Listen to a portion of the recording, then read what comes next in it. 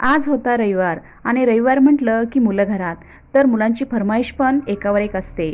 आज माझ्या मुलाला मॅगी खायची होती. मी पण म्हटलं हो करून देते. तर मी घेतलं पातेलं, थोडं पाणी घातलं. ते काय मॅगी मिळतात बघा ते मोडून यामध्ये घातलं. थोडं वरून घरातलं कांदा आणि टोमॅटो चिरून देखील त्यात घातलं.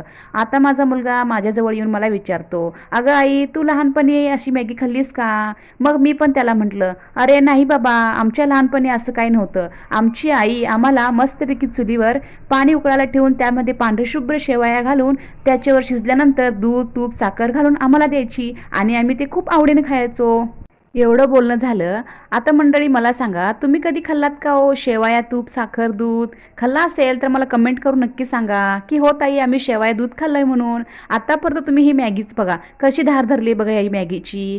काय म्हणतात त्याला, चायनीज नूडल्स म्हणे बघा, हे चायनीज नूडल्स. पण काय का अशी ना आताच्या पोरांना हेच आवडतं.